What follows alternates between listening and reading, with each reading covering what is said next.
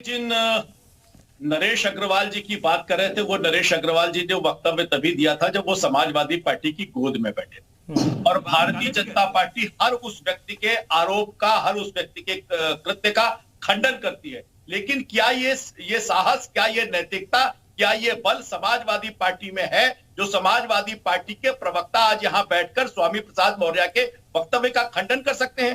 दरअसल यही है सोची समझी षड्यंत्रकारी विद्वेषात्मक राजनीति। देखिए, आज हम बैठे हैं दिवाली पर चर्चा करने।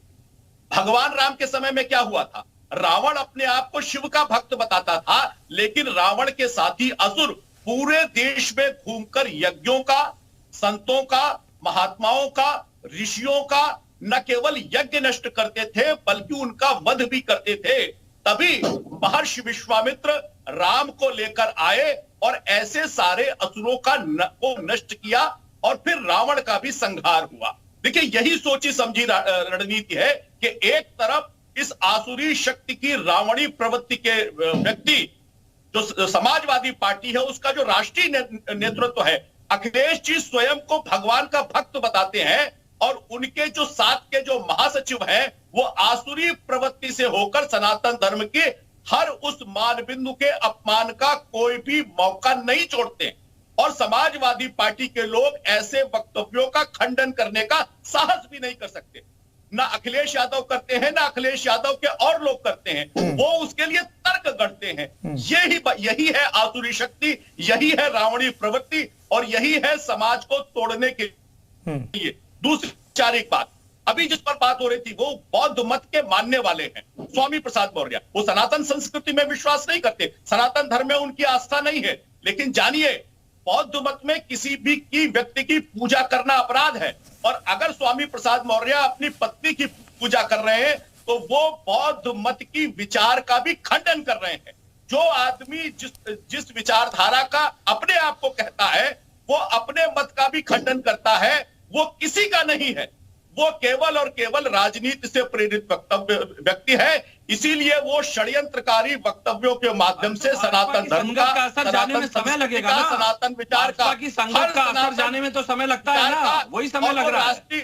राष्ट्रीय स्तर पर देश को जोड़ने वाले रामचरितमानस को फाड़ने की बात करता है, कोर्ट उसके विरोध में वक्तव्य देता है। विवेक पांडे साहब, मैं इतना जानना चाहता हूं, क्या स्वामी प्रसाद मौर्य ने इस बार जो बयान दिया उससे पार्टी इत्तेफाक रखती है क्या, या पार्टी कहेगी कि गलत बयान है, इस तरह का बयान नहीं देना चाहिए और ऐसे बयानों पर कार्रवाई हो सकती है?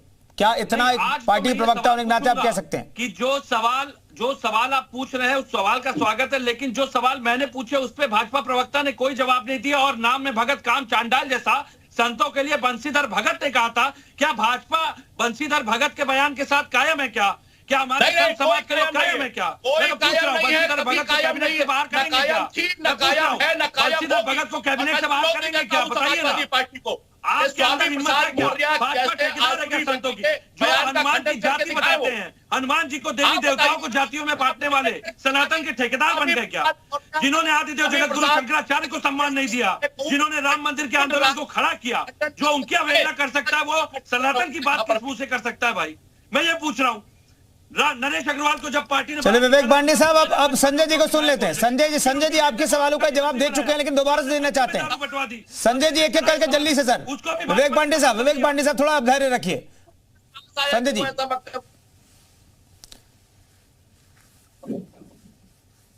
जी, विवेक पांडे ने जो सवाल उठाए, क्या उसका सारा सवाल का जवाब आप दे चुके हैं या कुछ देना बाकी रह गया है?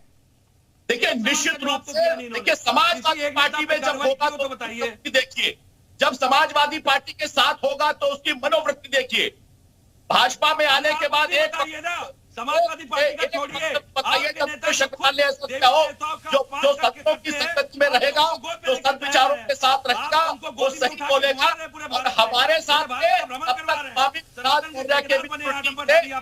जैसे कि ये के साथ गए, इनके पोल बिगड़ गए हैं और समाजवादी पार्टी इनके पोलों का ठीक है। राजू दास जी, मैं एक चीज जानना चाहता हूँ। राजू दास जी को स्क्रीन पर ले आए हैं। ठीक है राजू दास जी, मैं एक चीज जानना चाहता हूं भाई, बंशीधर भगत हो, संजय निषाद हो, नरेश अग्रवाल हो, कोई भी हो, क्या उनके बयानों का आधार लेकर के स्वामी प्रसाद मौर्य के बयान का बचाव किया जा सकता है क्या? नहीं किया जा सकता। मैं निवेदन पूर्वक कहना चाहूंगा, ठीक है, राजू दास ने अगर कोई गलती किया तो राजू दास की गलती को देखते हुए पूरा साधु समाज वही गलती करे, चाहे पूरे साधु समाज को आप अपमानित करने का काम करें, चाहे पूरे साधु समाज को बोको हराम, ISI और तालिबान से जोड़ दे, आतंकवादी कह दे, तो ये कहां तक न्याय उचित है? मैं पूछना चाहता हूं। समाजवादी पार्टी के प्रवक्ता बीजेपी पे आरोप लगा दिए, लेकिन एक शब्द उन्होंने यहां तक नहीं कहा कि स्वामी प्रसाद मौर्य का बयान अति निंदनीय है, हम उनके साथ नहीं है, उनके बयान के साथ नहीं है, दुर्भाग्यपूर्ण है। मैं राष्ट्रीय अध्यक्ष से बात करूंगा कि स्वामी प्रसाद मौर्य के बयान पे लगाम लगाए। आप देखिए, समाजवादी पार्टी में 2 महिला नेत्री थी और उन्होंने जब इस चीज का डिफेंड किया कि रामचरितमानस फाड़े जाना, प्रतिबंध करना, जब समाजवादी पार्टी की सरकार बनेगी तो हम रामचरितमानस पर बैन कर देना, जब इसका उन दोनों महिलाओं ने विरोध किया तो उन दोनों को तुरंत पार्टी से बाहर का रास्ता निकाल दिया। आखिर उसको आपने क्यों बाहर का रास्ता दिखाया? आज तक वो बीजेपी में नहीं आई, ना तो कभी उन लोग का बीजेपी से संबंध था, आज तक समाजवादी पार्टी के ही उसमें है वो, भले समाजवादी पार्टी ने निकाल दिया। तो कहने का अभिप्राय ये है कि आप संजय निषाद का नाम ले लीजिए, चाहे अन्य तमाम लोग का नाम लेकर जो आप गलत कार्य कर रहे हो, अपने जो कुकृत्य को छिपाने का कार्य कर रहे हो, ये कहीं तक न्याय उचित नहीं है। मैं निवेदन पूर्वक कहना चाहूंगा माननीय अखिलेश यादव जी से कि आपके अंदर जरा सा भी नैतिकता है तो नैतिकता के आधार पर आप एक वरिष्ठ नेता हैं, पूर्व मुख्यमंत्री हैं और समाजवादी पार्टी के सर्वे सर्वा हैं। स्वामी प्रसाद मौर्य जैसे लोग समाजवादी पार्टी को गर्त में लेके जा रहा है, वो सनातन को इस प्रकार से टारगेट करता है। बताइए क्या जरूरत था? मैं सवाल पूछता हूं, अभी बैठकर वो बोल रहे थे, क्या इस्लाम के कुरीति के बारे में भी बोल सकते थे? अगर महिला, हमारे यहाँ तो नारी सर्वपूज्य है, तो अगर नारी के बारे में बोलना चाह रहे थे तो उपमा ये भी दे सकते थे। सनातन पे क्यों देते? हमारे यहाँ निराकार को भी मानते हैं, साकार को भी मानते हैं, हम तो निराकार को भी उतने पूछते हैं जितना हम साकार को पूछते हैं। तो मेरा कहने का मतलब है, अगर वो उपमा ही दे रहे थे तो मेरी मां लक्ष्मी ही क्यों इस्लाम की कुरीति पर भी बोल सकते थे। हलाला पे, 3 तलाक पे उनके ही महिलाओं के क्या सम्मान है, हर व्यक्ति जानता है। आप देखिए किस प्रकार से इस्लाम में 1-2 लोग किस प्रकार से मार काट करते हैं।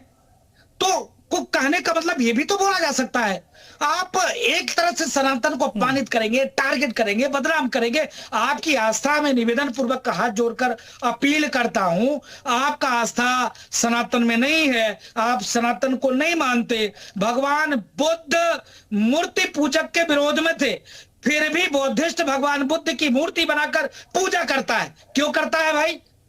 क्यों करता है? नहीं करना चाहिए। तो स्वामी प्रसाद मौर्य अपने बीबी की आरती उतार रहे थे, कह रहे थे कि नहीं अपनी बीबी की पूजा करो। अरे सनातन में तो शक्ति की पूजा होती ही होती है, इतना सम्मान सनातन में उतना ठीक है कहीं नहीं है। अन्य मजहबों में तो कांटेक्ट है। आज यहाँ कल वहां 3 बीबी 40 बच्चे, सबके हाथ में 1-1 पत्थर। तो ये व्यवस्था है, मेरी ऐसी कोई व्यवस्था नहीं है। स्वामी प्रसाद मौर्य का बयान का समाजवादी पार्टी का खंडन करना चाहिए, पुरजोर विरोध करना चाहिए। नहीं तो विवेक पांडे साहब, मैं आता हूं। राजू दास जी जिन्होंने जो बातें कही उस पर आप रिस्पॉन्ड कीजिएगा, लेकिन उससे पहले राकेश चंद्रा जी से मैं एक सवाल लेना चाहता हूं। राकेश जी, आप जो बच्चों को पढ़ा रहे हैं पिछले 40 सालों से, 30-40 सालों से, जिस तरीके से धर्म और दर्शन को पढ़ाया जाता है और जिस तरीके से धर्म और दर्शन को लोग लेते हैं, दोनों में अंतर है क्या? मैं ये वाली बात जरूर आपके साथ शेयर करना चाहूंगा कि भावावेश में जो भी बातें हो रही हैं उनके संदर्भ में ये बात हमको याद रखनी चाहिए कि अभी जब हम भारत को विश्व गुरु बनाने की बात कह रहे हैं और महर्षि अरविंद और विवेकानंद को याद कर रहे हैं, प्रतीकों का महत्व, बहुलता, इन सबको देखना चाहिए। जैसा आपने पिछली बार भी कहा कि क्या आस्था की क्या भूमिका है और क्या तर्क की भूमिका है, तो भारतीय दर्शन में ईश्वर सिद्धि के लिए भी प्रमाण दिए गए। तो न्याय मंजरी में आप देखते हैं और न्याय कुसुमांजलि में भी देखते हैं कि ईश्वर सिद्धि के लिए भी प्रमाण दिए गए। और स्वयं रामानुज ने कहा कि ये प्रमाण देना अपने आप में ठीक नहीं होगा, केवल शब्द प्रमाण काफी है। तो अपने आप में वाद विवाद और उसके माध्यम से एक दूसरे को क्लैरिफाई करना और अपने विचार को और अधिक परिष्कृत करना, ये भारत की गौरवशाली परंपरा है जो 5वीं सदी ईसा पूर्व से लेकर 17वीं शताब्दी तक तो लगभग अखंड रूप से चलती चली आ रही है। और उसी के संदर्भ में मुझे लगता है कि जो धर्म के संदर्भ में कई बार लोग बाग ये कहने लगते हैं कि नहीं, हम यहाँ पर तर्क का इस्तेमाल नहीं करेंगे, पर ये बात पूरी तरह से सही नहीं है। क्योंकि मुझे लगता है कि आपको अगर अपने अपने धर्म के अंदर अगर आप ध्यान से देखें तो उसके अंतर्गत नैतिकता भी है, कुछ तत्व मीमांसा भी है, कुछ आचार मीमांसा भी है। और अगर हम भारतीय परंपरा में देखें तो पुराने जमाने से लेकर आप अब जब मॉडर्निटी आई तब आपने देखा कि किस तरीके से राजा राम मोहन रॉय, ईश्वरचंद्र विद्यासागर, इन तमाम लोगों ने अपने सुधार करने की बात कही। उन्होंने ब्रह्मो समाज का विकास करा। दयानंद सरस्वती ने अपने आप में वेदों में से ही कुछ चुनाव करके अपनी चीजों को लिया। तो एक प्रकार से तार्किकता और शुद्धता को बनाए रखते हुए आचार आचरण। नहीं, मैं एक चीज और जानना चाहता हूं, क्या सर ये सिर्फ तार्किकता चाहते थे स्वामी प्रसाद मौर्य, या इनका कुछ और मकसद था आपके नजरिए से? मुझे लगता है, मैं तो आपसे वाली बात, जैसे मैंने पहली बात भी कहा कि उनको न तो प्रतीकों की समझ दिखाई दे रही है और न ही वो कोई तार्किकता की बात कर रहे हैं। क्योंकि देखिए, अगर आप देवी देवताओं के चित्रों की बात करते हैं तो आपको पता ही है कि देवी देवताओं के चित्र लगातार केवल प्रतीकात्मक होते हैं। जैसे अवनींद्रनाथ टैगोर ने सबसे पहले भारत माता की जो तस्वीर बनाई उसमें दुर्गा, सरस्वती, लक्ष्मी तीनों का रूप एक साथ बनाया था और उनके ऊपर कोई जेवर नहीं था, क्योंकि भारत उस समय गुलाम था। वो पहला चित्र है भारत माता का। अब हम भारत माता का चित्र बनाते हैं, उसके ऊपर मुकुट पहनाते हैं खूब सारा, तो अपने आप में ये प्रतीक हैं। इनके अंदर ये कोई नहीं कह रहा कि ये जन्म हुआ था भारत माता का और उनके 4 हाथ हैं और उनके 4-5 पैर हैं।